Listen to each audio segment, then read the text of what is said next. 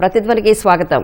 రాష్ట్రంలో మరోసారి ఎన్నికల నగారా మోగింది. సర్పంచ్ ఎన్నికలు ముగిసిన కొన్నాళ్లకే మున్సిపల్ సమరానికి పచ్చ జెండా ఊపింది రాష్ట్ర ఎన్నికల సంఘం.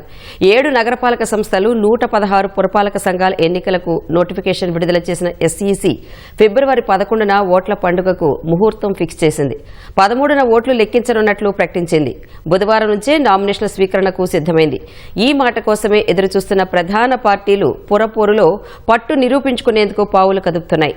సర్పంచ్ ఎన్నికల కంటే మెజార్టీ స్థానాల్లో విజయ పతాక ఎగురవేయాలని కాంగ్రెస్ భావిస్తుంటే అధికార పార్టీని ఢీకొట్టేలా బీఆర్ఎస్ పార్టీ వ్యూహాలు రచిస్తోంది.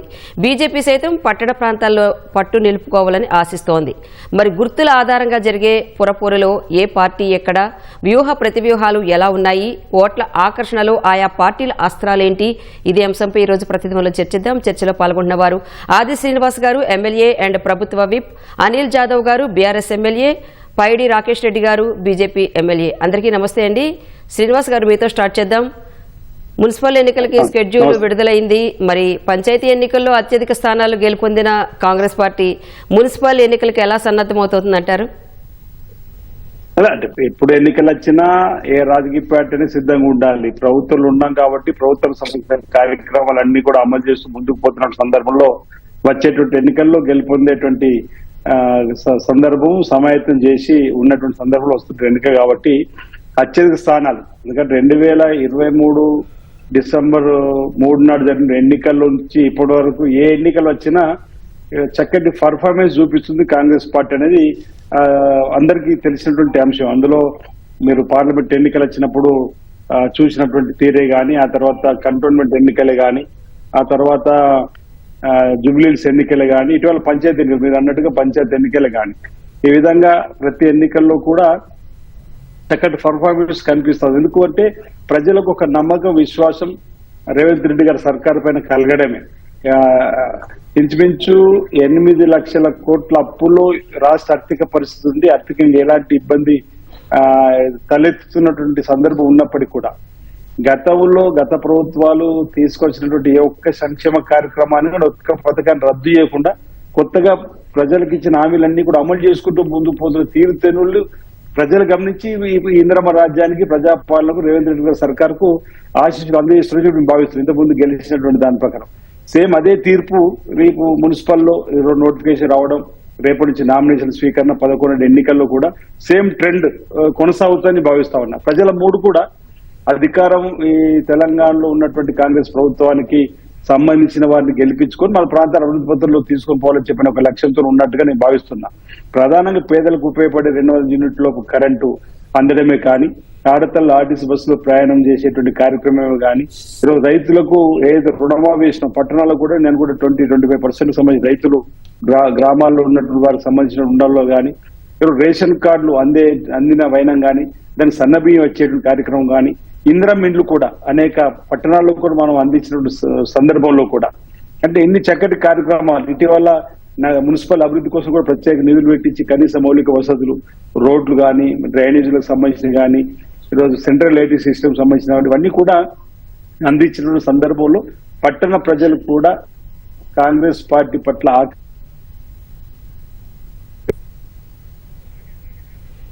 రైట్. రాకేష్ రెడ్డి గారు నమస్తే అండి. రాకేష్ రెడ్డి గారు వినిపిస్తుందండి? యా, మున్సిపల్ ఎన్నికలకి షెడ్యూల్ విడుదలైంది. మరి పట్టణ ప్రాంతాల్లో బీజేపీకి ఆదరణ అనేది ఎక్కువ ఉంటుందంటారు. మరి ఓటర్లు ఆకట్టుకునేలా గతం కంటే మెరుగైన స్థానాల్లో విజయం సాధించాలంటే మరి అధిష్టానం తీసుకుంటున్న చర్యలు ఏంటండి? మేము ఆకట్టుకునేలా చేయమండి, ఆలోచింపజేసే రాజకీయాలు చేస్తాం.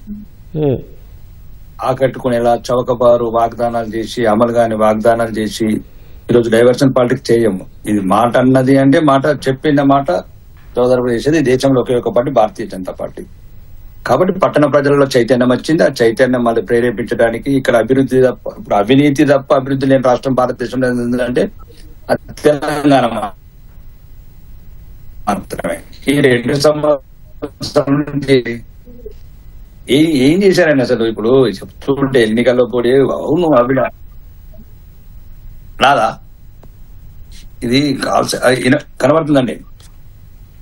అవినీతి తప్ప అభివృద్ధి లేని రాష్ట్రం ఏదైనా భారతదేశంలో ఉందంటే అది మొదటి స్థానంలో తెలంగాణ వస్తుంది. కాబట్టి అదే ప్రజల్ని చైతన్యపరుస్తాము. పట్టణ ప్రాంతాల్లో ఎటువంటి మౌలిక వసతులు లేవు. ఫర్ ఎగ్జాంపుల్ ఆర్మూర్ ఉన్నది. ఏం టీఆర్ఎస్ ప్రభుత్వంలో వచ్చిన అంత గత ప్రభుత్వంలో ఈ ప్రభుత్వంలో ఏం అభివృద్ధి ఏం లేదు. ఇది ప్రజలలో ఆలోచన చేస్తాము.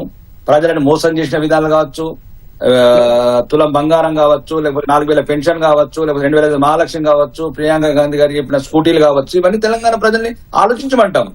మళ్ళా ఈ దుర్మార్గమైన అబద్ధాల వాగ్దానాలు చేసేటోళ్లకు మీరు మళ్ళీ స్టాంప్ వేసినట్లు అవుతుంది. ఒకవేళ మళ్ళీ వీళ్ళని గెలిపిస్తే నిజంగా మేము అబద్ధాలతోనే ఈ పరిపాలన చేస్తారు. వీళ్ళకి తగిన గుణపాఠం చెప్పాలంటే ఈ ఎన్నికలలో వీళ్ళకి ఇప్పుడు అమలు కాని వాగ్దానాలు ఉన్నాయి, 6 వాగ్దానాలు, ఈ మోసపూరిత వాగ్దానాలు. వీళ్ళకి సమాధానం చెప్పాలంటే ప్రజలు సరైన చర్య తీసుకుని సరైన ఆలోచించి ప్రభుత్వానికి వ్యతిరేకంగా ఓటేయమని అంటాం. ఈ రోజు భారతదేశంలో అవినీతి లేని పరిపాలన చేస్తున్నాం, 21 రాష్ట్రాలలో అధికారంలోకి వచ్చినాం, ఇవన్నీ చెప్పగలుగుతాం.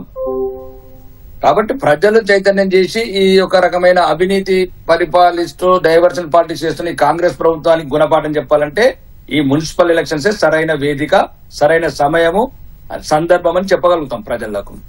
అంటే ఇప్పుడు 11 డే నోటిఫికేషన్ విడుదలైంది. ఈ సమయం మీకు సరిపోతుందంటారా? అభ్యర్థులు అది ఖరారు చేసుకున్నారా? మేము ఇప్పుడు ఈ రాజకీయ పార్టీ అంటే నిరంతరం ఎన్నికలు, నిరంతరం ఇవన్నీ జరుగుతూ ఉంటుందండి. ప్రతిపక్షంలో ఉన్నప్పుడు ఇంకా మేము జాగ్రత్తతో ఉన్నాము. ఉన్నదింత 116 మున్సిపల్, 7 కార్పొరేషన్లు, అన్నిట్లో సిద్ధంగా ఉన్నాము. ఏదైతే పోరాటం చేయడానికి సిద్ధంగా ఉన్నాము, ప్రజల్ని ప్రశ్నించేటట్లు చేస్తాము. ఎక్కడ 4,000 అని అడుగుతారు, ఎక్కడ తులం బంగారం అడుగుతారు, ఎక్కడ 2,500 మహాలక్ష్మి అని అడుగుతారు, ఎక్కడ ఫ్యూచర్ సీట్ అని అడుగుతారు. నీకు ఎక్కడో అభూత కల్పనలతోని అబద్దాలతోని తెలంగాణ ప్రజల్ని మభ్యపెట్టి ఈ రకంగా మోసపూరిత పరిపాలన చేస్తున్నాం. ప్రజలను ఆలోచించేయమంటాం. వీళ్ళకి సమాధానం చెప్పాలా, వీళ్ళకి తగిన గుణపాఠం చెప్పాలంటే ఈ మున్సిపల్ ఎన్నికలే తగిన సమయము. మళ్ళా లేకపోతే వాళ్ళు ఏమంటారు, వీళ్ళు రిఫరెండం అంటారు. అవును, మేము ఆ వాగ్దానాలు అమలు చేయకుండా ఎంత మోసం చేసినా, ఎంత అబద్దాలు చేసినా ప్రజలు మాకు కోట్లు ఎత్తున్నారంటే వాళ్ళు దాన్ని బట్టి వాళ్ళు ఇంకా దాన్ని ముందు కూడా వెళ్ళరు. ఆఖరికి ఈ రోజు మనం తగిన గుణపాఠం చెప్తే తులం లేకపోతే అత్తులం ఇస్తాడు, 4,000 లేకపోతే 3,000 ఇస్తాడు, లేకపోతే 2,500 1,250 ఇస్తాడు. ఎక్కడో ఒక చోట ప్రజల చైతన్యవంతమే నిలదీస్తేనే ఈ దుర్మార్గము, అవినీతి, అసమర్థ ప్రభుత్వంని ప్రజలు ప్రశ్నించి ఓటు ద్వారా తగిన బుద్ధి చెప్తేనే ఈ కాంగ్రెస్ ప్రభుత్వానికి, అవినీతి ప్రభుత్వానికి మాయ మాటలు చెప్పి తెలంగాణ ప్రజల్ని మోసం చేసిన ఈ పార్టీకి సమాధానం చెప్పాలంటే ఈ సరైన ఎన్నికలని ప్రజలకు చెప్పగలుగుతామమ్మా. అంటే ఓటర్ని ఆకర్షించడంలో మీ ప్రధాన అస్త్రం అంటే ఇప్పుడు అధికార పార్టీ హామీలు నిలబెట్టుకోలేని అస్త్రాన్ని చెప్పి ముందుకెళ్దాం అనుకుంటున్నారా?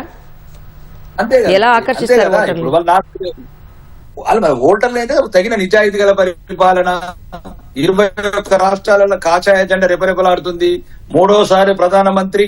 ఈ రోజు దేశంలో దీంతో పాటు ఆత్మ గౌరవంతో ఎందుకు బతకాలి? ఇప్పుడు రేవంత్ రెడ్డి గారు అన్నారు ముస్లింల పార్టీ అని. మరి ముస్లింల పార్టీ కూడా హిందువులు ఎందుకు ఓటేయాలి? మేము అనలేదు కదా. ఇప్పుడు జూబ్లీహిల్స్ ఎన్నికలలో ఇప్పుడు ఎప్పుడు సోదరుడు జూబ్లీహిల్స్ ఎన్నికలు గెలిచినటువంటి ఎటువంటి మోసపూరిత మాటలతోని కాంగ్రెస్ పార్టీ అంటేనే ముస్లిం పార్టీ, ముస్లిం పార్టీ అంటేనే కాంగ్రెస్ పార్టీ. మరి హిందువులను కూడా నిర్ణయించుకోమంటాం. అది ముస్లింల పార్టీ అయినప్పుడు హిందువులు కూడా ఎవరో పార్టీ ఓటేయాలి కదా. అంటే అభివృద్ధితో పాటు ఆత్మగౌరవం లేకుండా తెలంగాణలో ఎన్ని రోజులు పడి ఉండాలి? ఇట్లా ఓవైసీ బ్రదర్స్ అడుగులకు మడుగులు ఒత్తుకుంటే ఎన్ని రోజులు ఇట్లా పరిపాలన చేస్తారు వీళ్ళు? కాబట్టి తెలంగాణ ప్రజలలో, హిందువులలో కూడా చైతన్యం తీసుకొస్తాం. 23 గుళ్ళు కూలిపోయినాయి. గుళ్ళు కూలితో ఒక చర్య లేదు ఇప్పటి వరకు. అంటే ఇవి కూడా అడుగుతాం కదా. ఇప్పుడు అంటే మా దేశంలో మా గుళ్ళు కూలగొడుతుంది, మరి ఎవరు అడిగే వాళ్ళు ఉండరా మేడం? మేము ప్రజలు అన్నారు కదా. ఈ దుర్మార్గమైన ప్రభుత్వానికి, హిందువులను అవమానించే పార్టీకి, ఈ గుళ్ళను కూలగొట్టే పార్టీ కూడా ఓటు ఎందుకు అంటాం? ఒకవైపు అభివృద్ధి అంటాము, ఒక అవినీతి అంటాము, అబద్దాల వాగ్దానాలు అంటాము. ఏమి చేసినారని పట్టణాలలో వీళ్ళు నిన్నగాక మొన్న చీరలు మంచి ఇంద్రమ్మ చీరలు మొన్నటిదా కాని రాలేదా? 2 సంవత్సరాల నుంచి పండుగలు రాలేదా? పబ్బాలు రాలేదా? తెలంగాణలో ఏమి చేసుకోలేదా? ఎప్పుడు ఎన్నికల్లో అప్పుడు చీరలు పంచుతారు. ఇదేనా సందర్భం? ఇది అడుగుతాం, ప్రజలను చైతన్యం చేస్తాం, తగిన సమాధానం చెప్తాం. ఎట్లయితే ఈ ప్రభుత్వాన్ని తగిన గుణపాఠం చెప్తేనే, ఏదైతే అబద్దాల వాగ్దానాలు చేసి తెలంగాణ ప్రజల్ని మభ్యపెట్టి మోసం చేసి గద్దెనెక్కిందో ఈ ప్రభుత్వాన్ని గద్దె దిగదాకా తెలంగాణ ప్రజల సహకారంతో ప్రతిపక్ష పాత్ర పోషిస్తూనే చైతన్యంగా ముందుకు తీసుకెళ్తాం. Right sir. అనిల్ గారు, మరి ప్రధాన ప్రతిపక్షమైన బీఆర్ఎస్ ఇప్పటికే సమన్వయకర్తల్ని నియమించేసింది కదా. పురపోర్లో అధిక స్థానాల్లో గెలుపొందేలా ఎలాంటి ప్రణాళికలు రచిస్తున్నారు? ఇప్పుడు మా పార్టీ ప్రతి జాగాలలో చాలా స్ట్రాంగ్ ఉంది. మేము అధికారంలో లేనంత మాత్రాన ఇప్పుడు రాష్ట్ర స్థాయిలో కూడా దాదాపుగా 39 స్థానాలు ఎమ్మెల్యేలు గెలుచుకొని ఈ రోజు చాలా పెద్ద ప్రతిపక్ష పార్టీగా మేము ఉన్నాం. దాంట్లో ఎలాంటి సందేహం లేదు. ఇప్పుడు మున్సిపల్ ఎన్నికలుగా ఎలక్షన్ దానికి వస్తే ప్రతి మున్సిపాలిటీలలో కూడా మేము చాలా బలమైనటువంటి క్యాడర్ తోటి, బలమైనటువంటి ఒక కార్యకర్తలతోటి మేము ఉన్నాం కాబట్టి తప్పకుండా ఖచ్చితంగా మేము మెజారిటీ స్థానాలు గెలుచుకుంటామని చెప్పేసి ఒక మా ధీమా అయితే మాకు ఉంది ఖచ్చితంగా. ఎందుకంటే ఇప్పుడు ఉన్నటువంటి ప్రభుత్వం మీద చాలా వ్యతిరేకత ఉంది. గ్రామాలలో అయితే పోనీ, మున్సిపాలిటీలలో కూడా చాలా వ్యతిరేకత. మున్సిపాలిటీలలో కూడా ప్రజలే ఉన్నారు కదా, మున్సిపాలిటీలలో కూడా సమస్యలు ఉన్నాయి, మున్సిపాలిటీలలో కూడా వాళ్ళు ఏం చేస్తలేరు. కాబట్టి ఖచ్చితంగా ప్రజలు కాంగ్రెస్ పార్టీకి వ్యతిరేకంగా ఉన్నారు. దానికి ధీటుగా మా బీఆర్ఎస్ పార్టీ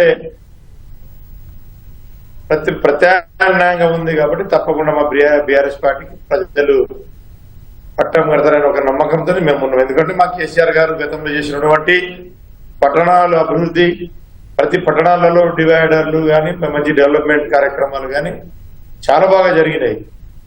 ఒకప్పుడు చూస్తా ఉంటే తెలంగాణ రాక ముందు పట్టణాలను చూస్తారంటే అక్కడక్కడ పారిశుద్ధ్యం లేకుండా చెత్త రోడ్డు మీద పడి ఉండే సమయాల్లో కూడా తెలంగాణ వచ్చిన తర్వాత ముఖ్యమంత్రి గారు చాలా స్పష్టంగా చాలా మంచి డెవలప్మెంట్ చేసింది. మంచి ఎక్కడ చూసినా కానీ చక్కగా గ్రామాల్లో పట్టణాల్లో కూడా మంచిగా కనబడుతున్నాయి. కాబట్టి తప్పకుండా ప్రజలు మమ్మల్ని ఆశీర్వదిస్తారని ఒక నమ్మకం మాకు ఉంది ఖచ్చితంగా. శ్రీనివాస్ గారు, అధికార పార్టీ అంటే ఆశావాహులు ఎక్కువగా ఉంటారు, టిక్కెట్లు కుమ్ములాటలు కానీ అలాగే బుజ్జగింపులు కానీ సహజంగా ఉంటాయి. మరి వాటిని ఎలా సమన్వయం చేస్తున్నారండి?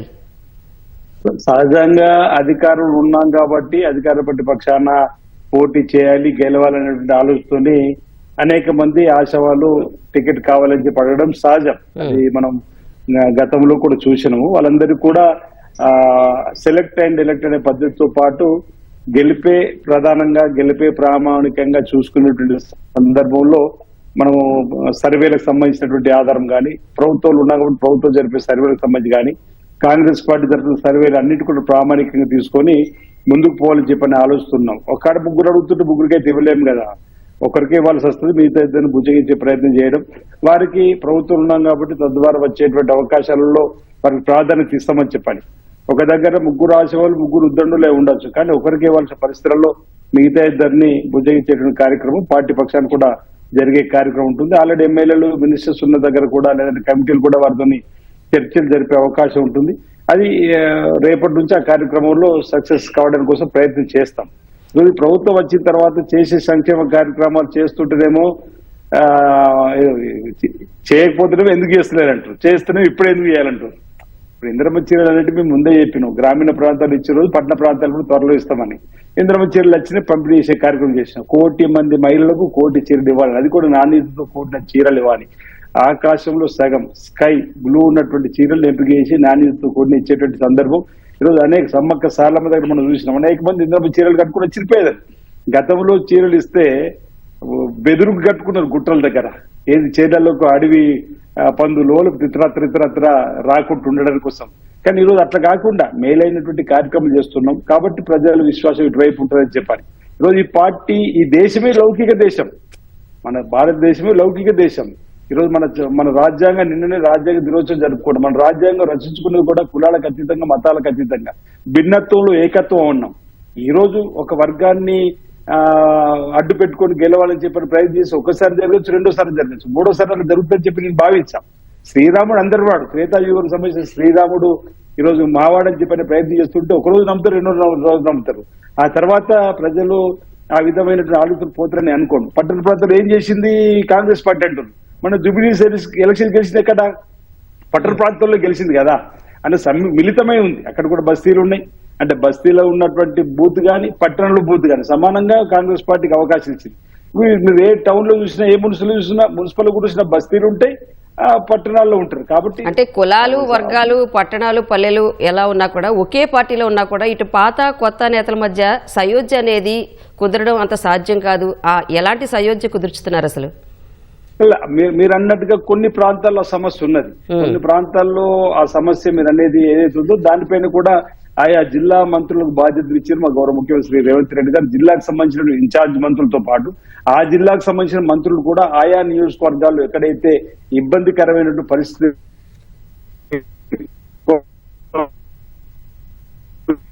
రైట్. అనిల్ గారు, సంక్షేమం అభివృద్ధి కార్యక్రమాలను చూపి అధికార పార్టీ ఓటర్లు ఆకర్షిస్తోంది. మరి ఓటర్లు దానికే మొగ్గు చూపే అవకాశం లేకపోలేదంటారా? సంక్షేమము అది చిన్న నమస్తే. మరి సంక్షేమము ఇస్తే మంచిదే, ప్రజలకు సంక్షేమ పథకాలే అందాలి కదా. కానీ ఇప్పుడు చూస్తా ఉంటే అసలు సంక్షేమ పథకాలు ఎక్కడ, మరి మా దగ్గర అయితే ఇస్తలేదు. మరి అది శ్రీనివాస్ దగ్గర అన్న దగ్గర ఇస్తున్నారేమో, మరి మా దగ్గర ఇస్తలేదు. మరి ఇంతకుముందు శ్రీనాథ్ అన్నాడు గతంలో చీరలు ఇస్తే అవన్నీ పొలాలలో కట్టుకునేటోళ్ళు అని చెప్పేసి. సరే, ఆ పొలాలలో కట్టుకునే చీరలను ఇయ్యండి కదా మీరు. ఆ పని కూడా చేస్తలేరు కదా. బతుకమ్మ అయిపోయి ఎన్ని నెలలు అయిపోయింది, ఇప్పటిదాకా కూడా అంటే బతుకమ్మకు చీరలు ఇస్తారా, వచ్చే బతుకమ్మ కొరకు ఇస్తున్నారా? అది కొంచెం క్లారిటీగా చెప్పమని చెప్పండి. అలా ఇప్పుడు పోయిన బతుకమ్మ అయితే ఇవేలాగో ఇవ్వలేదు వాళ్ళు. మరి ఇప్పుడు ఈ బతుకమ్మక అంటే వచ్చే సంవత్సరం బతుకమ్మ కొరకు ఇస్తున్నారేమో మరి వాళ్ళు ఇచ్చే చీరలు, అవునా కదా. ఇప్పుడు వాళ్ళు ఇప్పుడు ఈ బతుకమ్మ అయితే అయిపోయింది, అక్టోబర్ నెల పోయింది, నవంబర్ పోయింది, డిసెంబర్, ఇప్పుడు జనవరి కూడా అయిపోతుంది దాదాపుగా. మరి ఇప్పుడు వచ్చే సంవత్సరం బతుకమ్మ కొరకు ఇస్తున్నారేమో మరి ఆ చీరలు. మరి బాగా కలర్ చీరలు అంటారు, మరి ఏమంటారు. ఇప్పటికే వాడు కొన్ని నామినల్ గా, నేను కూడా ఒక ఎమ్మెల్యే కాబట్టి ఆ చీరల పంపిణీ కార్యక్రమం మేము చూసినాం. అది ఏంది, ఓన్లీ గ్రూప్ మహిళలకే ఇచ్చిండ్రు. అంటే గ్రూప్ మహిళలే అది, అంటే వేరే ఇప్పుడు గ్రామీణ ప్రాంతంలో ఉన్నటువంటి మహిళలకు కానీ పట్టణ ప్రాంతంలో ఉన్న మహిళలకు మిగతా వాళ్ళు ఎవరికి వెళ్ళలేదు. 1-2% కూడా మహిళలకు ఇవ్వలేదు. దాదాపు 99% మహిళలకు చీరలు ఇవ్వలేదు. ఇంకా పైనుంచి అటు గతంలో చీరలు ఇచ్చిండ్రు, పొలంలో కట్టుకున్నారంటే మరి మీరేనా అదైనా ఇవ్వండి కదా. సరే, ఇక సంక్షేమ పథకాలు ఏముందండి సంక్షేమ పథకాలు? రైతు బంధు ఇప్పటిదాకా ఇవ్వలే. కేసీఆర్ గారు ఉన్నప్పుడు రైతు బంధు డిసెంబర్ నెలలో ఇచ్చేస్తుండే. మరి రైతు బంధు లేదు. మీరు రైతు భరోసా 15,000 అన్నారు. రైతు భరోసా అయితే రానే రాలే. మీరు 15,000 ఇచ్చినప్పుడు మేము రైతు భరోసా అనుకుంటాం, అది లేదు. 2,000 పెన్షన్ 4,000. ఈ రోజు నేను గ్రామాల్లో పోతే ప్రజలు అడుగుతా ఉన్నారు మాకు, అని ప్రభుత్వం ఇస్తామన్నా కదా 4,000 పెన్షన్ ఏమైందంటున్నారు. కొందరైతే మనం రుణాలు మాఫీ కాలేదు, రైతులు కటకటలాడుతున్నారు. గతంలో ఏ విధంగా అయితే పరిపాలన ఉన్న కాంగ్రెస్ ప్రభుత్వం ఆ విధంగా మళ్ళీ తెలంగాణలో మళ్ళీ మొదటికి వచ్చింది. ఏదైతే ఇన్ని సంవత్సరాలు 10 సంవత్సరాల్లో చాలా సుఖంగా ఉండేది రైతులు, ఆ పరిస్థితి ఇప్పుడు చాలా దారుణమైన పరిస్థితి ఉంది. సో ఇవన్నీ బీఆర్ఎస్ కి ఓట్లు రాబట్టారా? ఖచ్చితంగా. ఎందుకంటే ఖచ్చితంగా నా దగ్గర అయితే మున్సిపాలిటీ లేదు, కాకపోతే ఖచ్చితంగా ఎక్కడైతే మున్సిపాలిటీ ఉందో మాకు అక్కడ స్థానాలు ఖచ్చితంగా మేము గెలవబోతున్నాం. ఎందుకంటే మనము ఎన్నికల్లో ఇప్పుడు జూబ్లీ హిల్స్ అని అంటున్నారు. జూబ్లీ హిల్స్ లో ఏమైంది, ఎన్ని ప్రభావాలు పెట్టి ఏ విధంగా ఓట్లు తీసుకున్నారో మనందరికి తెలుసు. ఇంత డైరెక్ట్ గా ముఖ్యమంత్రి గారు డైరెక్ట్ గా చెప్పాడు, నానా మాటలు, చెప్పరాని మాటలు కూడా చెప్పి ఆ విధంగా ఓట్లు తడుపుకున్నారు. కాబట్టి అవన్నీ ఆ పట్టణంలో ఏముంటదండి, ఏ పోలింగ్ బూత్ లో ఎవరు వచ్చి ఓటేస్తున్నారో కూడా తెలియదు. హైదరాబాద్ లో మామూలుగా అదే గ్రామాలలో మనం గుర్తుపడతాం జనాలను, ఓటేసే జనాలను మనం గ్రామీణ ప్రాంతంలో అరే పక్క ఇంటోడు ఆ పక్క గల్లోడు అని చెప్పగలుగుతాం. అక్కడ ఏముంటుంది, అన్ని అపార్ట్మెంట్ ఉంటారు, వచ్చి ఓటేస్తారు, ఇంటికి వెళ్ళిపోతారు. మరి అన్ని రిగ్గింగ్లు చేసుకొని గెలిచినటువంటి ఆ స్థానాన్ని మేము గెలిచినామని చెప్పుకుంటుంటే అది మేమైతే దాన్ని పూర్తిగా ఖండిస్తున్నాం దాన్ని. రైట్. రాకేష్ రెడ్డి గారు, సర్పంచ్ ఎన్నికల్లో బీజేపీ చాలా తక్కువ స్థానాల్లో గెలిచింది. మరి వాటి నుంచి ఎలాంటి లెసన్స్ నేర్చుకున్నారు? అసలు నాటి అనుభవాల దృష్ట్యా అధిష్టానం ఎలా ముందుకెళ్తోందండి? లేదండి, మేము గతంలో గెలిచిన సర్పంచ్ స్థానం కానీ ఎక్కువ. అంటే మేము ఇంతకుముందు అక్కడ తెలంగాణ ఇప్పటివరకు అధికారంలో లేము. ఇంతకుముందు అదేంటి బీఆర్ఎస్ పార్టీ ఉండేది అధికారంలో, అప్పుడు వాళ్ళకి ఓట్లు, అప్పుడు కాంగ్రెస్ కనుచూపు మేర లేదు. ఇప్పుడు గెలిచిన స్థానాలలో కూడా సగం కొనుక్కున్న సీట్లే కాంగ్రెస్. ఎందుకంటే ఏ ఊర్లో యాక్షన్ వాడటము, హైదరాబాద్కి వెళ్ళి డబ్బులు పంపించటము, లేదంటే ప్రలోభ పెట్టడము, మీ గ్రామం అభివృద్ధి కాదు, లేకపోతే ఇందిరా ఇల్లు కట్టము, లేకపోతే మీకు పెన్షన్లు ఇవ్వము, రేషన్ కార్డులు ఇవ్వమని భయం పెట్టి నేను చెప్తున్నాను కదా, ప్రత్యక్షంగా సాక్షులం మేము ఎమ్మెల్యేలం.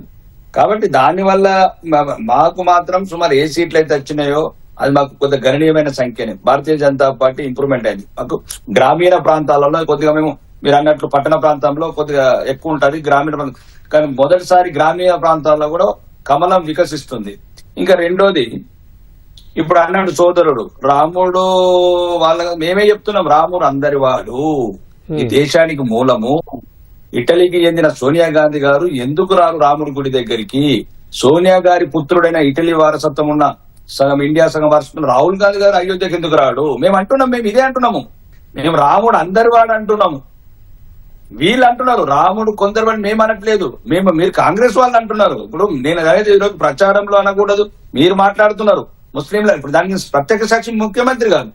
కాంగ్రెస్ పార్టీ అంటే సెక్యులర్ పార్టీ కూడా అనలేదు. కాంగ్రెస్ పార్టీ అంటే ముస్లింల పార్టీ. మీరు ఒక రాముడు, ఎందుకంటే ఈరోజు రాముడు ప్రసక్తి తీశారు కాబట్టి శ్రీనివాస్ గారు నేను చెప్తున్నాను, మీరు 24 మంది అడ్వకేట్లను పెట్టారు సుప్రీంకోర్టులో. మీకు మసీదులు అంటే ఇష్టము, మందిరాలంటే ద్వేషము, విదేశీ నుంచి వచ్చిన విదేశీ సంస్కృతితో ఉన్నారు మీరు. ఇప్పటి కూడా రాముడిని ప్రేమించండి, రాముడిని ఆరాధించండి, రాముడిని కొలవండి. చేసిన పాపాలుంటే పోతాయి. ఆవులను చంపిర్రు, గోవులను చంపిర్రు. ఇంకా ముఖ్యంగా ఈ రోజు ఏమడుగుతారంటే పట్టణాలకు వెళ్ళి ఇప్పటి వరకు మహిళలకు 60,000 రూపాయలు ఇవ్వాలి. 26 నెలల నుంచి సుమారు 55,000 రూపాయలు ఇవ్వాలి. బాకీ ఉన్నారు మహిళలకు. తులం బంగారం ఇంత 1,50,000 ఒక్కొక్క మహిళకు తులం బంగారం బాకీ ఉన్నారు 25 నెలల నుంచి. సుమారు 52,000 రూపాయలు పెన్షన్, 4,000 అబ్బాలందరినీ కూర్చుండబెట్టింది. ఎవరైనా ముసలి మోసం చేస్తానండి. రాజకీయ నాయకులు కొద్ది నైతిక విలువలు ఉండండి. ఏం చేసినామంటే సన్న బియ్యం సన్న మేమిచ్చేటి, ఇక ఏమంటే ఇందిరా ఇల్లు మేమిచ్చేటి, ప్రధానమంత్రి ఆవాస్ యోజనలా కొద్దిగా ఎక్కువ తక్కువ. రెండోది ఇంకేమిచ్చారు, సన్న బియ్యం కావచ్చు, ఉచిత బస్సు. ఒక టైర్ కొన్నది లేదు, ఒక బస్సు కొన్నది లేదు. ఉన్న బస్సులలో టికెట్లు తీసేసిండ్రు. మీరేం పోతున్నది? రాష్ట్రాన్ని అప్పుల పాలు చేసిండ్రు. ఇప్పటికే 3 లక్షల కోట్ల అప్పు. ఒక రోడ్ వేశారా? అభివృద్ధి ఈ భారతదేశంలో అభివృద్ధి చెందని ఒక రాష్ట్రం ఉంది, అవినీతి తప్పంటే అది ఓన్లీ తెలంగాణ మాత్రమే. వాళ్ళ మధ్యన పుమ్ములాటలు, లేకపోతే నైని లాంటి బొగ్గు స్కాములు, ఇవే కదా. దీనికి మేము ప్రజలను చైతన్యపరుస్తాము. ఈ అవినీతి ప్రభుత్వాన్ని పారదోలాలంటే ఈ మున్సిపల్ ఎలక్షన్ లో తగిన కర్రు వాచి వాత పెట్టాల్సిందే ప్రభుత్వానికి. లేకపోతే మహిళలు కూడా చెప్తున్నాం, మళ్ళీ మీకు ఎప్పటికీ మహిళలు ఈసారి ఓడగొడుతారు, రాసి పెట్టుకోండి. ఇప్పుడు అనిల్ కూడా సోదరుడు బీఆర్ఎస్ పార్టీగా చెప్తున్నాడు, వాళ్ళని ఓడగొట్టకపోతే మేము అన్నిటికీ ఆమోదం తెలుపుతున్నాం అనుకుంటారు. ప్రజలకు జాగ్రత్త ఉండాలి. ఇప్పుడు ఈ ఒకటి మేడం, ప్రతిదాని ద్వారా తెలంగాణ వ్యాప్తంగా చూస్తున్న తెలంగాణ ప్రజలకు చెప్తున్నాం, దయచేసి ప్రజలారా ఈ మోసగారి ప్రభుత్వాన్ని మీరు నమ్మారనుకోండి, ఇప్పటికి 25 నెలల నుంచి ఎటువంటి 6 గ్యారెంటీలు అమలు చేయకుండా మిమ్మల్ని ఏ రకంగా మోసం చేసింది రమ్మని చెప్పండి లెక్కలు. రైతు భరోసా 15,000 12,000, అది కూడా 4 కిస్తులు ఎగ్గొట్టారు. రుణమాఫీ అని 72 లక్షల మంది రైతులకు, 45 లక్షల మంది రైతులకు ఎగ్గొట్టారు. దయచేసి తెలంగాణ ప్రతి ఒక్క బిడ్డకి చెప్తున్నా, ఈ మోసపూరిత కాంగ్రెస్ ప్రభుత్వం, అబద్దాల అవినీతి ప్రభుత్వానికి గుణపాఠం చెప్పాలంటే మీరు దయచేసి మా ప్రతిపక్షాన్ని ఆదరించండి, భారతీయ జనతా పార్టీ ఓటేయండి. అప్పుడు మేము ప్రశ్నిస్తాం. ఓకే, వాళ్ళకు కూడా గుణపాఠం వస్తుందరు. ప్రజలకు మోసం చేస్తే ఓటేయరు. లేదు, మీరు మోసపోయి వాళ్ళ అవినీతి సొమ్ము, వాళ్ళ అబద్ధాల మాటలకు మళ్ళా మోసపోతే గోసొస్తుంది. మీరు మళ్ళీ వాళ్ళకి ఏమి ఇవ్వకుండా అని ఇంకేం నిబ్బరంగా ఉంటారు. మీరు ఈసారి కంపల్సరీ చెప్తున్న తెలంగాణ ప్రజలకు, మీరు ఒక్కసారి ఓడగొట్టండి కాంగ్రెస్ ని. అంటే రాకేష్ రెడ్డి గారు, ఇవే విమర్శలు గ్రామ పంచాయతీ ఎలక్షన్స్ అప్పుడు కూడా, ఏ ఎన్నికలైనా కూడా ఇదే అస్త్రంగా ఎంచుకుని కాంగ్రెస్ మోసం చేసింది, హామీలు అమలు పరచలేదని చెప్తున్నారు. అప్పుడు కూడా పట్టం కట్టారుగా పంచాయతీ ఎలక్షన్స్ లో. వాళ్ళకి గుర్తే కాదు, చేతి గుర్తే కాదు. మీరు భలే మేడం, మీరు ఏం ఇప్పుడు ఒకటి అది ఏమంటారు, ఏ పందెలో కట్టిన మా అనుకోని తెచ్చుకోపోయిన బాపతి ఇది ఎక్కడండి, ఎక్కడ నుండి చేతు గుర్తు? ఇట్లా ఎలక్షన్ కమిషన్ లాగా ఒక డిక్లేర్ చేసి ఒక గుర్తులతోనే దాన్ని అంటారండి. కాంగ్రెస్ ఎన్ని గెలిచింది, బీఆర్ఎస్ ఎన్ని గెలిచింది, బీజేపీ ఎన్ని గెలిచింది, ఎక్కడ గెలిచిన మావాడండి ఇండిపెండెంట్. అక్కడ సార్ మీరు గుర్తులు అంటున్నారు కదా, గుర్తులు ఉన్నా లేకపోయినా కూడా అక్కడ లోకల్ గా ఉన్న ప్రజలకైతే తెలుస్తుంది కదా అది ఏ పార్టీ అనేది. నో ఎట్లా తెలుస్తుంది? ఎన్నో ఉంటాయి. చాలా మంది కొన్ని ఊర్లలో సర్పంచులు కాలు మొక్కుతారు, మేము చచ్చిపోతామంటారు, మేము ఫాయిజాన్ తాగుతామంటారు. సిద్ధాంతాల మీద పోయి ఎన్నికలు వేరు మేడం, సిద్ధాంతాల మీద పోయేది వేరు. వీళ్ళు ఎక్కడ గెలిచిన తీసుకొచ్చి బుట్టలు వేసుకుంటారు. ఒకటే చెప్తున్నామంటే గ్రామీణ ప్రాంతాల్లో సంతోషంగా ఉన్నారు మేడం. దీన్ని బట్టి అర్థం సర్పంచ్ ఎలక్షన్ సంతోషంగా ఉన్నారు. అట్లా అంటే ఇప్పుడు ఇచ్చే అవసరం లేదని అట్లా ప్రతి ఊర్లో మేము చెక్కులు మంచిది. ఇప్పుడు సోదరుడు అన్నట్టు దానిలో మేము కాదు చెక్కుల తులం బంగారం మమ్మల్ని ఇవ్వమంటున్నారు. ఆ రేవంత్ రెడ్డి దగ్గరకు తీసుకురాకుండా అంటున్నారు. మేము ఎక్కడ తీసుకురాలి తులం బంగారం? అరే అత్తులమని ఇవ్వమంటున్నాం, పావుతులమని ఇవ్వండి, 4,000 పెన్షన్ 3,000 ఇవ్వండి, 2 ఏళ్ళు వస్తాయి. వీళ్ళు ఎప్పుడు చేస్తారు మేడం? ఎలక్షన్ల కూడా 6 నెలల ముందు చేస్తాం. ఇదే ప్రజలను చైతన్యపరుస్తాం.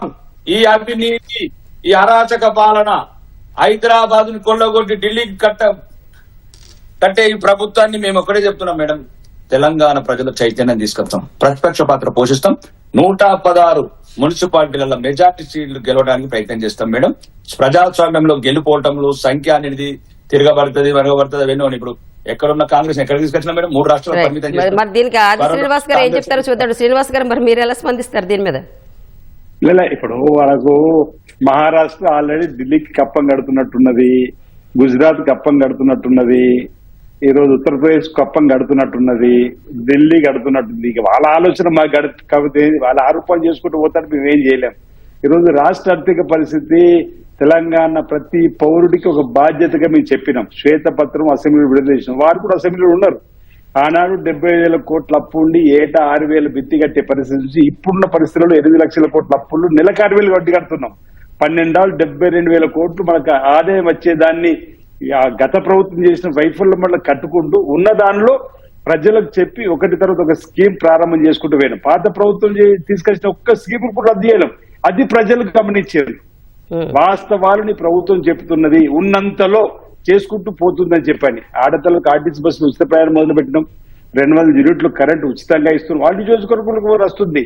ఈరోజు రైతు రుణమాఫీ వన్ టోకెన్ అసలు భారతదేశ చరిత్రలో ఏ రాష్ట్రం రద్దు చేయలేదు కానీ అమలు ఎందుకు చేయలేదు, రైతు బంధు ఎందుకు ఆపారని అడుగుతున్నారు కదా. చేస్తున్నాం. అదే 9 రోజుల్లో 9,000 కోట్లు రైతుల ఖాతాల్లో. ఎట్లా ఇప్పుడు రాష్ట్ర ఆర్థిక పరిస్థితి ప్రజలు అర్థం చేసుకున్నారు. సన్న బియ్యానికి ఈ రోజు సన్నవాట్లు వడ్డించిన వరకు 500 రూపాయలు బోనస్ కూడా మనం 5,000 కోట్లు ఇవ్వడం జరిగింది. ఇంకా కొంతమందికి రావాలని వాళ్ళు కూడా చేర్పడేస్తున్నాం. ప్రతి స్కీమ్ మీరు అంటున్నట్టుగా కొత్తగా పెన్షన్ పెంచుకోవాలి, కొత్తగా పెన్షన్ ఇవ్వాలి. 2,400 తప్పనిసరిగా కాంగ్రెస్ పార్టీ మాటిస్తే తప్పదు, వాటిని కూడా చేస్తాం. ఆ విషయం ప్రజలకు చెప్తున్నాం, ప్రజలు చెప్తున్నాం. భారతీయ జనతా పార్టీ నల్లధనాన్ని తీసుకొని వస్తా, నల్లధనాన్ని వెనక్కి తీసుకొని వస్తా. ధనాధన్ జన్ధన్ ఖాతా తెరవండి, ప్రతి పేదవాడి ఖాతా 10 లక్షలు ఇస్తామన్నారు. శ్రీనివాస్ గారు, కాంగ్రెస్ హయాంలో అభివృద్ధి కుంటుపడిందని ఇందాక రాకేష్ రెడ్డి గారు చాలా విమర్శలు చేశారు. మరి ఈ ప్రతిపక్షాల ఆరోపణలు మీరు ఎలా తీసుకుంటారు? అమలు చేయని సంక్షేమ పథకాల అమలు గురించి ప్రభుత్వం ఏమైనా చర్యలు తీసుకుంటుందా? సరే, ఇప్పుడు అనేక సంక్షేమ కార్యక్రమాలు నూతనంగా ప్రజలకు అందించి ఏర్పాటు చేసినాం. ఇంతకుముందు మీకు చెప్పిన గత 10 ఏళ్లలో 10 రేషన్ కార్డు లేకపోతే అందరికీ రేషన్ కార్డులు ఇచ్చినాం. రేషన్ కార్డు వచ్చిన వాళ్ళందరికీ కూడా సన్న బియ్యం, దేశంలో 29 రాష్ట్రాలు ఏ రాష్ట్రంలో సన్న బియ్యం ఇస్తున్నారు. 200 యూనిట్లు కరెంటు ఉచితంగా ఇచ్చేటువంటి ఏర్పాటు చేసినాం. రైతు రుణమాఫీ 25,000 కుటుంబాలకు 20,650 రూపాయలు. ఈ రోజు ఈ బడ్జెట్ లో రైతులకు 1,02,000 కోట్లు 2 ఏళ్లలో కూడా ఖర్చు పెట్టిన సందర్భం. ఆడతల్లో ఆర్టీసీ బస్సులు ఉచిత ప్రయాణం. అనిల్ గారు కూడా అన్నారు అవన్నీ కూడా ఎక్కడ అమలు అవ్వట్లేదు, వాళ్ళ గ్రూపుల్లోనే జరుగుతున్నాయేమో అని. ఇప్పుడు మీరు శాంపిల్ గా ఈ టీవీ ప్రామాణికమైన టీవీగా మీకు మంచి గుర్తింపు ఉంది. మీరు ఏదైనా ఒక గ్రామం తీసుకోండి, ఇప్పుడు నేను చెప్పినటువంటివి అమలు అవుతున్నాయి లేదా మీరే ప్రసారం చేయండి. 100కి 100 రూపాయలు ప్రసారం ఇవి అవుతున్నాయి కాబట్టి ప్రజల ఆశీర్వాదం కాంగ్రెస్ పార్టీ పక్షాన ఉంది. ఈ 2 నెలలు మీ ఎన్నికలు చూడండి, దినదిన అభివృద్ధి చెందుతుంది. ముందుగా 38-39% గెలుపొందినటువంటి కాంగ్రెస్ పార్టీ నిన్నటి సర్పంచ్ ఎన్నికలకు 65% వరకు మనం ఓట్ బ్యాంక్ పెంచుకోగలిగినాం. అంటే ఒక విశ్వాసం, ఒక నమ్మకం కాంగ్రెస్ పార్టీ పట్ల కలిగింది. కాబట్టి వీళ్ళు ఏమనుకున్నారు, ప్రభుత్వం వచ్చినాక 3 రోజులకే పుట్టి మునుగుతుంది, లేకపోతే 3 నెలలకు అయిపోతుంది, 6 నెలలకు అయిపోతుంది. 2 ఏళ్ళ 3 నెలలు అయిన తర్వాత కూడా మా ముఖ్యమంత్రి ప్రతినిత్యం 18 గంటలు కష్టపడి ఉప ముఖ్యమంత్రులందరూ కలుపుకొని పోవడం, ప్రజలందరూ కూడా ఈ ప్రభుత్వం ఉండాలని కోరుకున్న సందర్భంలో ఇందిరమిన్లు 3,500 ఇల్లు ఇచ్చినాం. ఆయన నియోజకవర్గం కూడా ఇల్లు నిర్మాణం ఊపందుకుంటుంది. ఇందిరమిల్ల నిర్మాణం, ఒక ఇందిరమిల్ల నిర్మాణం వెనుక కూలీ పని దొరుకుతుంది, సుతారి పని దొరుకుతుంది, షాపు పని దొరుకుతుంది. ఈ విధంగా అంటే అనేక కార్యక్రమాలు జరుగుతున్నాయి. కాబట్టి ప్రజలలో ఒక విశ్వాసం కలిగింది కాంగ్రెస్ పార్టీ పట్ల. సరే, వాళ్ళు ప్రతిపక్షం ఉన్న మేము విమర్శించాలని చెప్పండి మాటతో విమర్శిస్తే మేము తప్పు పట్టడానికి లేదు. వారి విమర్శించి సద్విమర్శ తీసుకుని వాటిని కూడా అమలు చేసే ప్రయత్నం చేస్తాం. ఇదో మాకు 5 సంవత్సరాల ప్రజలు ఎంపిక చేసుకున్నారు. ఈ 2 ఏళ్ళు ఇవన్నీ చేసిన మిగతా 3 ఏళ్ళు అవి చేయలేమా? నేను మీ ద్వారా చెప్తున్నా, తప్పనిసరి మున్సిపల్ ఎన్నికల్లో ప్రజల ఆశీర్వాదం కాంగ్రెస్ పార్టీకి ఉంటుంది. తద్వారా మున్సిపల్ అనేక అత్యధిక స్థానాలు గెలుస్తుంది. తర్వాత 3 ఏళ్ల తర్వాత కూడా ఈ రాష్ట్రంలో జరిగే ఎన్నికలు ఈ రోజు చెప్తున్నా మేడం, తప్పనిసరిగా ప్రజలు తిరిగి రెండోసారి కాంగ్రెస్ పార్టీ తెలంగాణలో అధికారులు తీసుకుని వస్తారు. తప్పనిసరిగా ప్రజల ఆశలకు అనుగుణంగా ప్రజలకు ఇచ్చిన హామీలు అమలు చేస్తూ ముందుకు పోతాం. ప్రజల మనసును చూరగొంటాం. ఏ ఎన్నిక వచ్చినా కాంగ్రెస్ పార్టీ గెలవడం ఖాయం. ఎందుకంటే ఎక్కడ అవినీతి అక్రమాలకు తావు లేకుండా పరిపాలన సాగేటువంటి క్రమంలో ఎక్కడ ప్రజలకు ఇబ్బంది తలెత్తకుండా చేసేటువంటి కార్యక్రమంలో మేము ముందుకు పోతా ఉన్నాం. ఈ రోజు సాగునీటి ప్రాజెక్టులకు సంబంధించిన అంశమే కానీ ఈ రోజు 4th సిటీగా ఈరోజు హైదరాబాద్ మహానగరాన్ని తీర్చిదిద్దే ప్రయత్నం చేస్తున్నాం. మూసీ నది ప్రక్షాళన ప్రయత్నం చేస్తా ఉన్నాం. గ్లోబల్ సమ్మిట్ పెట్టినాం. 5,75,000 కోట్లు వచ్చినాయి. ఈరోజు దావోస్ కూడా ముఖ్యమంత్రి రేవంత్ రెడ్డి గారు శ్రీధరబాబు వెళ్ళిండ్రు. గతంలో వెళ్ళి ఇంచుమించు నీ అనుకుంటా 9 లక్షల కోట్ల పైసలు పెట్టుబడి 2 ఏళ్ళు తీసుకురాగలిగినాం. ఇవన్నీ ప్రజలు గమనిస్తున్నారు. పట్టణ ప్రజలకు కూడా ఆశలు ఈ రోజు ఈ ప్రభుత్వం ఉంటేనే ఈ పట్టణంలో అభివృద్ధి జరుగుతుందని చెప్పినటువంటి ఆలోచన వచ్చింది. ఇదో మనం ఫెడరల్ స్ఫూర్తితో ముందుకు పోవాలి. ఫెడరల్ గవర్నమెంట్ లో ఉన్నాం. కేంద్ర ప్రభుత్వం ద్వారా వచ్చేటువంటి కూడా మన పన్నులు కడితేనే వచ్చేటువంటి కాబట్టి ఈరోజు అమృత్ స్కీమ్ కానీ ఏదైనా కానీ పట్టణాలలో నేరుగా వాళ్ళకి కూడా అభివృద్ధి చేయడానికి అవకాశం లేదు. వాళ్ళు ఢిల్లీ నుంచి వచ్చే నిధులు కూడా ఈరోజు పల్లెకు పోయేటప్పుడు ఏదో రాజీవ్ గాంధీ 73-74 రాజ్యసభ తర్వాత నేరుగా ఢిల్లీ నుంచి పల్లెకు నిధులు ఇచ్చిన తర్వాత అధిక పరిమితి ఏ విధంగా అయితే పల్లెలు అయినా పట్టణాలకు కూడా నిధులు వచ్చినప్పుడు రాష్ట్ర ప్రభుత్వం కూడా టైప్ అయి ముందుకు పోవాల్సినటువంటి సందర్భం ఉంటుంది. కాబట్టి ప్రజలన్నీ కూడా ఇవన్నీ గమనించారు. ఈరోజు అయినా మనం 100 రూపాయలు ఇస్తాం 46 రూపాయలు తిరిగిస్తుంది. అదే వాళ్ళ సంబంధించిన రాష్ట్రంలో 100 రూపాయలు కడితే 300 రూపాయలు కూడా పంపిణీ చేసే కార్యక్రమం ఇవన్నీ కూడా తేడా అన్ని కూడా మీరు చెప్తున్న ప్రజలన్నీ గమనిస్తున్నారు. ఈ రోజు ఈ జరిగేటువంటి ఎన్నికల్లో నాకున్న విశ్వాసం, నాకున్న అనుభవం 100కి 100 కాంగ్రెస్ పార్టీ రాష్ట్రంలో అధికారం ఉంది కాబట్టి అధికార పార్టీ సంబంధించిన అభ్యర్థులు గెలిపించుకుని తద్వారా మా పట్టణ అభివృద్ధి చేసుకుందని చెప్పని భావనతో ముందుకు వస్తారని చెప్పని యొక్క ఆశాభావాన్ని వ్యక్తం చేస్తామని. Right sir. అనిల్ గారు, ఈ స్కీములు హామీలు అమలు అనేవి కాంగ్రెస్ కి కలిసి వస్తాయా లేదనేది పక్కన పెడితే ఈ ఫోన్ టేపింగ్ వ్యవహారం కానీ కాళేశ్వరం ప్రాజెక్టు కానీ ఫార్ములా ఈ వ్యవహారం కానీ అన్నింటికీ మించి కవిత గారు చేసిన ఆరోపణలు బీఆర్ఎస్ విజయావకాశాలపై ప్రభావం ఏ విధంగా ఉండొచ్చు అంటారు? అలాంటిది ఏం లేదమ్మా. ఎందుకంటే ఇవన్నీ మనం చూస్తున్నట్టు ఉంటే ఈ సర్పంచ్ ఎలక్షన్ కంటే ముందు నుంచి కూడా జరుగుతున్నాయి. కానీ అవన్నీ ఏం లేవు కదా అనుషా గారు. ఎందుకంటే ప్రజలందరికీ తెలుసు కాంగ్రెస్ పార్టీ వాళ్ళు కావాలని చెప్పేసి రొచ్చెగొట్టి ఏదో ఎన్నికలు వచ్చిన సమయంలోనే మా నాయకులను ఇబ్బంది పెట్టి ఏదో ఈ విచారణ పేరుతో టైంపాస్ చేస్తే వీళ్ళ పార్టీగా అడ్డంకులు వస్తాయి, అనవసరంగా కార్యకర్తల మనోభావాలు దెబ్బతినాలనే ఉద్దేశంతో చేస్తున్నారు తప్ప ఇవన్నీ దాంట్లో ఎలాంటి నిజాలు లేవు. ఎందుకంటే మా నాయకుడు కేసీఆర్ గారు చేసినటువంటి అభివృద్ధి కార్యక్రమాలు ప్రజలందరికీ తెలుసు. కాబట్టి గత సర్పంచ్ ఎన్నికల్లో దాదాపుగా వారి సాక్షాత్తు ముఖ్యమంత్రి గారే చెప్పాడు ఏమని 35% నుంచి 40% టీఆర్ఎస్ పార్టీకి సర్పంచ్ గెలిచారని అన్నారు. వాళ్ళే చెప్తున్నారు. కాబట్టి ప్రజలు కరాఖండిగా త్వరగా ఎప్పుడు ఎన్నికలు వస్తాయి, ఎప్పుడు టీఆర్ఎస్ పార్టీ, ఎప్పుడు కేసీఆర్ గారిని ముఖ్యమంత్రి చేయాలి, అభివృద్ధి కార్యక్రమాన్ని మళ్ళీ అదే పునరావృతం పాత కార్యక్రమాన్ని చేయాలని చెప్పేసి ప్రజలు ఎదురు చూస్తా ఉన్నారు. అంతే తప్ప ఈ ఫోన్ ట్యాపింగ్ కవిత మేడం గారు అవన్నీ ఏం లేదు. జనాలు అవన్నీ చూస్తలేరు. ప్రజలందరూ చూసేది ఓన్లీ కేసీఆర్ గారు అభివృద్ధి చూడాలని వాళ్ళు. ఇప్పుడు వాళ్ళు ఇంతకుముందు చెప్పిండ్రు చాలా అప్పులైనాయి చెప్పేసి ఏం పని ఏ స్కీమ్ ఇవ్వకుండానే తెలంగాణ రాష్ట్రం వచ్చిన తర్వాత 1,00,000 కోట్ల అప్పుతో మనం వచ్చినాం. ఇవన్నీ ఏమి ఒక స్కీమ్ లేకుండే. కవిత గారు కన్నీళ్లు పెట్టుకున్న తర్వాత కుటుంబ రాజకీయాల గురించి ఎక్కువగా మాట్లాడుకుంటున్నారు. అసలు వీటిని తిప్పికొట్టడానికి మీ వ్యూహం ఏంటి?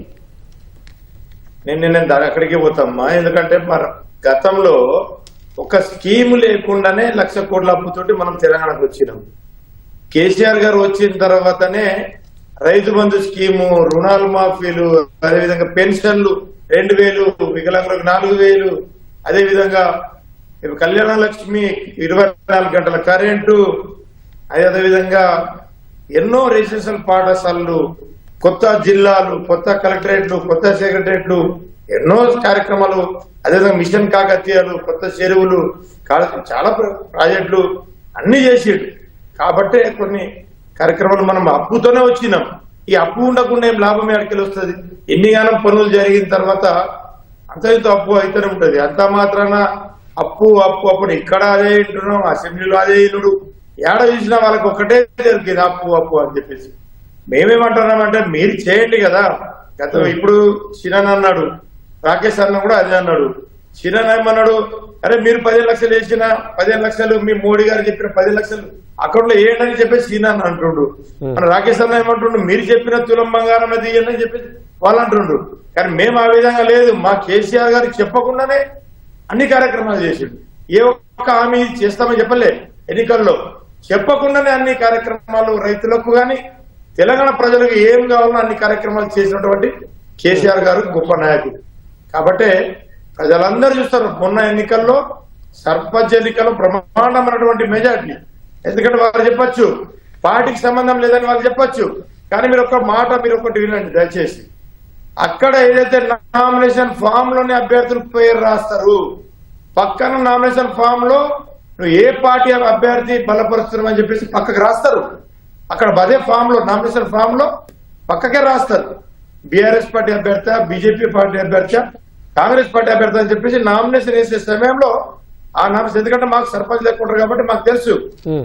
కాబట్టి ఖచ్చితంగా బీఆర్ఎస్ పార్టీ ఎక్కడ చూసినా కానీ బ్రహ్మాండమైనటువంటి ప్రమరతం ఉన్న సర్పంచ్ ఎన్నికలు వచ్చింది.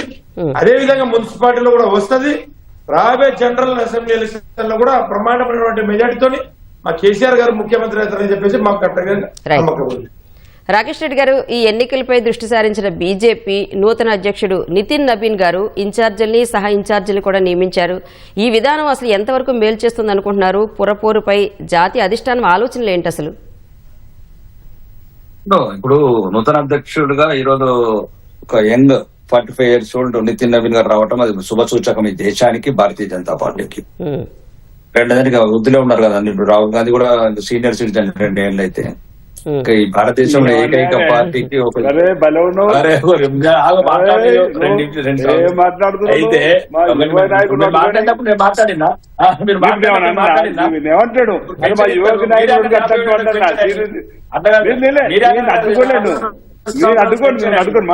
అదే ఒక నిమిషం కొంచెం బాగో ఒక మేడం ఏమంటున్నా అంటే శుభ సూచకం ఈరోజు భారతదేశానికి ఒక నేషనల్ పార్టీకి యంగ్ అండ్ జాబ్ రావటం. రెండోది ఈ ఇన్ఛార్జ్ అనేది ఒక భారతీయ జనతా పార్టీకి ఒక క్రమశిక్షణతో కూడిన క్రమ పద్ధతిలో ఉన్న పార్టీ దేశంలో. కాబట్టి మాకు ఎంతైనా ఈ తెలంగాణ రాష్ట్రానికి ఎట్లయితే మహారాష్ట్రలో స్థానిక సంస్థల ఎన్నికలు ఏ రకంగా అయితే గెలిచామో, అసలు నామరూపాల్లో కూడా వేసాము మిగతా పార్టీని, అట్లాంటి నాయకత్వం మాకు ఇక్కడ పరిశీలకులు వచ్చారు. కాబట్టి వాళ్ళ విధానాలు, వాళ్ళ ఆలోచన విధానము, వాళ్ళ కార్యాచరణ మాకు ఉపయోగపడుతుందని మేము అనుకుంటున్నాం. ఇంకా రెండోది, ఇప్పుడు నేను చెప్పినట్లు 15 లక్షల కోట్ల అన్న స్టేట్మెంట్ మీరు ఎక్కడ కూడా ఇంతవరకు దయచేసి ప్రతిసారి తీసుకుంటాం. మేము స్విట్జర్లాండ్ లో ఉన్న స్విట్ బ్యాంక్ లో అవినీతి డబ్బు తీసుకొచ్చినాం. ఈ దేశాన్ని ఒక సుభిక్షంగా ఏ రకంగా చేయాలో 18 లైన్ల రోడ్లు, వందే భారత్ ట్రైన్లు, ఇవన్నీ 150 ఎయిర్పోర్ట్లు, అవినీతి లేని దేశాన్ని క్రియేట్ చేశాము. ఆర్మీని బలిష్టపరిచాము, శత్రు దేశాలు కూడా భయపడి చేసాము. ఆ డబ్బును ఆ రకంగా ఉపయోగించాము. ఇక మూడోది, ఇప్పుడు సోదరుడు అన్నాడు 9 లక్షల కోట్లు పెట్టుబడులని. ఒక్కటన్నా దయచేసి ఈరోజు తెలంగాణ రాష్ట్రానికి టీఎస్ తెలంగాణ పెట్టారు, మళ్ళీ టీజీ పెట్టారు, టీజీ ఐఏఎస్ ఉంది. ఎక్కడన్నా గ్రౌండింగ్ ఎంతైనా చెప్పండి మేడం. 6% కన్నా ఎక్కేమని ఉన్నాయా? ఎన్నొద్దులు మోసం చేస్తారు తెలంగాణని. ఇప్పుడు బ్యానర్లు కట్టుకొని, ఫ్లెక్సీలు కట్టుకొని, బేగంపేట ఫ్లైఓవర్ల కింద, బ్రిడ్జిల కింద రాసుకొని ఎన్ని ఉద్యోగాలు ఇచ్చారు, ఎన్ని పెట్టుబడులు వచ్చినాయి. ఇది తెలంగాణ ప్రజలు తెలుసుకోవాల్సిన విషయం మేడం. ఫస్ట్ సారి వెళ్ళినప్పుడు 2 లక్షల కోట్లు, మొన్న 5.5 లక్షల కోట్లు, మొత్తం 9 లక్షల కోట్లు. 9 లక్షల కోట్ల వచ్చింది ఏంది? ఇప్పుడు మీరు ఒక సోదరుడు అన్నట్లు షాంపూల్ సర్వే ఇవ్వన్నారు, మనమే వెళ్దాం మేడం. ఈ టీవీ కావచ్చు, మిగతా ఛానల్స్ కావచ్చు, ఏమేమి కావచ్చు, ఏవైతే ఛానల్స్ ఉన్నాయో ఒక 10 ఛానల్స్, ప్రతిపక్ష నాయకులు, కొందరు ఇంటలెక్చువల్స్ కావచ్చు, ఒక బస్ యాత్ర చేద్దాం మేడం. ఈ 9 లక్షల కోట్లు ఎక్కడ పెట్టాం? ఇట్లా దీంట్లో ఎన్నొద్దులు మోసం చేస్తారు. ఫ్యూచర్ సిటీలో గబ్బిలాల సిటీ మేడం, గబ్బిలాల ఏం లేవు. 100 కిలోమీటర్ల తర్వాత 200 అంతస్తులు కడతారంటే ఎవరు ఉంటాడు, ఎవరు పోతాడు మేడం. ఇది ఇప్పుడు తెలంగాణ కావాల్సింది ఏంది, దాని మీద పెట్టండి. ఇంకా రెండోది, జాబ్ క్యాలెండర్ 2 సంవత్సరాలే మేడం. పిల్లలు మొత్తం అసెంబ్లీ చుట్టూ, హైదరాబాద్ చుట్టూ తిరుగుతున్నారు. నిరుద్యోగులకు మోసం చేసి మేము శాసనసభ్యుడు చెప్తున్నాం మేడం. ఈ 2023 డిసెంబర్ గవర్నర్ గారు ప్రసంగంలో పెట్టారు. వీళ్ళు ఫిబ్రవరి 2024 ఫిబ్రవరిలో మెగా డిఎస్ ఇస్తామని, 6 నెలల లోపల 2 లక్షల ఉద్యోగాలు ఇస్తామని. అదేదో పాత ఎండ ఇంటర్వ్యూలు అయిపోయినాయి, ఒక జాయినింగ్ ఫార్మ్స్ ఇచ్చారు, ఒక 50,000 తప్ప ఇంతవరకు 2 లక్షల ఉద్యోగాలు పూర్తి చేయలేదు మేడం. ఇంకెప్పుడు చేస్తారు మేడం? పిల్లలతో అప్పుడు ఆ గత ప్రభుత్వం అట్లాడుకునే, ఈ ప్రభుత్వం ఇట్లాడుకునే జాబ్ క్యాలెండర్ లింక్ చేస్తామన్నారు. రెండోది, ఇలా చిత్తశుద్ధి ఉంటే మేడం 2,000, 4,000 అని చెప్పారు మేడం. ఒక ముఖ్యమంత్రి గారు కావచ్చు, ఏదైనా ఒక నేషనల్ పార్టీ అది కాంగ్రెస్ అనేది, ఒక 500 అని పెంచండి. ప్రతి సంవత్సరం 500 పెంచుకుంటామండి. మీలో చిత్తశుద్ధి ఉంటే నేనేం ఇప్పుడు మీరు ఎంతసేపు ఆర్థిక పరిస్థితి మరి మీరు అసెంబ్లీలో లేరా? రైట్ రాకేష్ అప్పుడు గారు. కాంగ్రెస్ పార్టీ లేదా? కాబట్టి నేను చెప్తున్నాను, ఇంకా తెలంగాణ ప్రజల్ని మోసం చేయకుండా ఇప్పటికైనా సరైన విధానంలో, ఇది ఒకటే తెలంగాణ ప్రజలు చెప్పేది, దయచేసి సమయంలో సరైన గుణపాఠం చెప్పాల్సిందే కాంగ్రెస్ కు, లేకపోతే ఎటువంటి వాగ్దానాలు కూడా అమలు చేయలేదు. Right sir. శ్రీనివాస్ గారు, మున్సిపల్ ఎలక్షన్ నోటిఫికేషన్ వెలువడటానికి ముందే అభ్యర్థుల ఎంపికను కూడా దాదాపు పూర్తి చేసేస్తుంది కాంగ్రెస్ పార్టీ. మరి ప్రచారానికి ఎలాంటి ప్రణాళికలు రచిస్తోంది? సీఎం సభల్ని ఎలా ప్లాన్ చేస్తున్నారు? అంటే సహజంగా అధికార పార్టీలు ఉన్నాం కాబట్టి మొదటి నుంచి వచ్చే వాటిని వడపోత కార్యక్రమం కానీ, లేకపోతే ఎవరైతే గెలుస్తారో ముందుగా తెలుసుకున్న సందర్భంలో రేపొచ్చి నామినేషన్స్ కాబట్టి ఇంకా కొన్ని స్థానాలు నా దగ్గర ఉదాహరణకి 10-12 స్థానాల మధ్యలో 2-3 మధ్యలో బిగ్ ఫైట్ ఉంది. ఇప్పుడు ఈ రిపోర్ట్ ను బట్టి వారిలో బుజ్జగిచ్చే కార్యక్రమం, ఒకరికి ఇచ్చే క్రమంలో మిగతా వారికి ఇతర అవకాశం ఇచ్చే కార్యక్రమం చేయడం బహుశా రాష్ట్ర వ్యాప్తంగా జరుగుతుంది. బహుశా అన్ని పార్టీలు కూడా జరుగుతాయేమో, కానీ అధికార పార్టీ కొంచెం ఇప్పుడున్న పరిస్థితులలో ఆశావాళ్ళ సంఖ్య ఎక్కువ ఉన్నటువంటి సందర్భం చూస్తున్నాం. సభలు సమావేశాలు ఎట్లా కార్నర్ మీటింగ్స్ పెడతాము, గడప గడప ప్రచారం చేస్తుంటాము, ఇచ్చిన సంక్షేమ కార్యక్రమం చెప్పుకుంటూ పోతాం. అయితే గౌరవ ముఖ్యమంత్రి గారు ఈ మున్సిపల్ ఎన్నికల కోసం ప్రత్యేకంగా ప్రచారానికి వస్తారని నేను అనుకోవడం లేదు. వారి ఈ సమయం ఈ మధ్యలో వాళ్ళు దావోస్ నుంచి ఇప్పుడు వారు అమెరికా ఇతరత్ర చూస్తున్నాం, వారు యూనివర్సిటీలో కూడా వారు ఉన్నటువంటి సందర్భం చూస్తున్నారు. తర్వాత బహుశా 2 లేదా 3 నెలలు వచ్చిన తర్వాత ఈ జాతీయ ఉపాధి హామీ పథకం మహాత్మా గాంధీ గారి పేరు తొలగించడం, పని దినాలకు సంబంధించినటువంటి అంశంలో ఏదైతే ఉందో ఉపాధి హామీ కూలీలకు పక్షాన నిలబడాలని మా ఆల్ ఇండియా కాంగ్రెస్ కమిటీ ఇచ్చిన పిలుపులో భాగంగా ఆ సభలు సమావేశాలకి హాజరవుతారేమో అనేది నేను భావిస్తున్నాను. అంటే అలాగే ఈ జిల్లాల పునర్విభజన అనేది ఎన్నికల్లో ఏమైనా ప్రభావం చూపే అవకాశం ఉందంటారా? ఇప్పుడు పునర్విభజన అనేది కాదు, వారు ఏమన్నారు, జడ్జి గారి ద్వారా విచారణ జ్యుడిషియల్ కి సంబంధించినటువంటి చూసి అసలు ఆ జిల్లాలు వేయడం వల్ల జరిగినటువంటి వ్యక్తుల కోసం వేసినరా, వ్యవస్థ కోసం వేసిరనే దానిపైన జరుపుతామన్నారు. కానీ అవసరం అసెంబ్లీలో కూడా చర్చ చేద్దామన్నారు. కానీ ఎక్కడ కూడా ఈ జిల్లా తీస్తామో ఆ జిల్లా ఉంచుతామని చెప్పిన మాట అనలేరు. అది వాళ్ళు ఇప్పుడు ప్రతిపక్షానికి సంబంధించిన వాళ్ళు ఏ అంశం వచ్చినా దాన్ని పట్టుకుని రాజకీయం చేయాలని చెప్పిన ప్రయత్నం, దాన్ని బట్టి గోలేయాలని ప్రయత్నం చేస్తున్నారు తప్ప మేము ఏదైనా పద్ధతి ప్రకారం పోతున్నాం. ఇంతకుముందు వారు కవితకు సంబంధించిన ఇష్యూలో వారు మాట్లాడినప్పుడు ఏం జరుగుతుందని చెప్పాలి. మేము ప్రతిపక్షాలు ఉన్నప్పుడు చేసిన ఆరోపణలన్నీ ఇప్పుడు వారి కుటుంబం నుంచి అడుగుతున్నారు. మై డియర్ డాడీ అంటూ లెటర్ రాసిన కార్డు నుంచి మొదలు ఇవాళ కూడా ఒక మాట ఏదో అన్నది, ఆనాటిని అన్న దయ్యం ఈ రోజు సంతోషాన్ని చెప్పాను ఒక మాట. అంటే అవినీతి అక్రమంలో జరిగినాయి అన్నమాట కవిత అంటుంది. కవిత కామెంట్ సమాధానం చెప్తారు, కవిత కన్నీళ్లకు సమాధానం చెప్తారు. కవితకు సంబంధించినటువంటి ప్రశ్నలు ఏ ఒక్కదానికి జవాబు చెప్పకపోవడం ప్రజలలో చర్చ జరుగుతుంది. వాస్తవమే 10 ఏళ్ళు జరిగింది రేవంత్ రెడ్డి గారు ప్రతిపక్ష నాయకుడు ఉన్నప్పుడు. సరే మేము అడిగిన తర్వాత బీజేపీ కూడా కొన్ని సందర్భాలు అన్న సందర్భం ఉంది. కాబట్టి ఈ అంశాలన్నిటి కాదు, క్రెడిబిలిటీ అనేది ఆ ప్రభుత్వంలో పోయింది, పార్టీ క్రెడిబిలిటీ లేదు. కాబట్టి వాళ్ళు ప్రతి ఎన్నికలు ఓడిపోతారనే భావన మాలో ఉంది.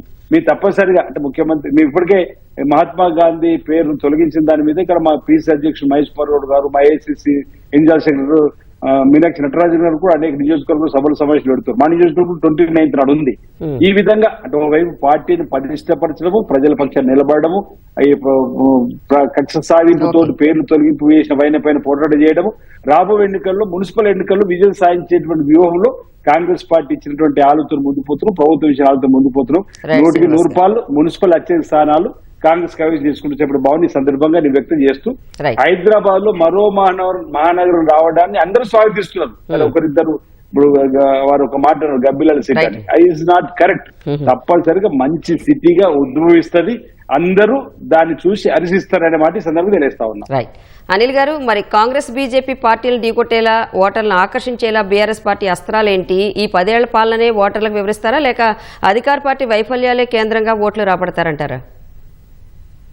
నేను చెప్పిన కదా మేడం, చాలా స్పష్టంగా చెప్పిన, మాకు ఏ విధంగా అయితే మొన్న జరిగినటువంటి సర్పంచ్ ఎన్నికల్లో ఏ విధంగా అయితే రిజల్ట్ వచ్చిందో దానికి దీటుగా ఇంకా మంచి రిజల్ట్ వస్తుందని మేము ఆశిస్తున్నాం. ఎందుకంటే ప్రజలు కేసీఆర్ గారి నాయకత్వాన్ని కోరుతా ఉన్నారు. వీళ్ళు చేసే తప్పులను జనమే, మేము చెప్పాల్సిన అవసరం లేదు. ప్రజలు అందరు గమనిస్తా ఉన్నారు, ప్రజలు మొత్తం గమనిస్తా ఉన్నారు. ప్రజలే నిర్ణేతలు కాబట్టి వాళ్ళంతా తయారుగా ఉన్నారు. ఎప్పుడు ఏం రిజల్ట్ ఇవ్వాలను, ఎప్పుడు ఏం చేయాలను తప్పకుండా. మేము గవర్నమెంట్ అయితే చాలా తప్పులు చేస్తున్నాయి అని మేము చెప్పాల్సిన అవసరం లేదు. మేము చెప్తే అపోజిషన్ పార్టీలు ఇలా ఇదే విధంగా మాట్లాడతారు, మీరు ఇదే చెప్తా ఉంటారు, వాళ్ళు చెప్తా ఉన్నారు. కానీ 2 సంవత్సరాల్లో ఇంత వ్యతిరేకత వస్తుందని చెప్పేసి ఎవరు ఊహించారు సాధారణంగా. అయినా కానీ స్థానిక ఎన్నికల్లో మేము బాగా మెజార్టీ సాధించినాం. అదేవిధంగా ఏదైతే మున్సిపల్ ఎన్నికల్లో కూడా అదే విధంగా సాధిస్తాం.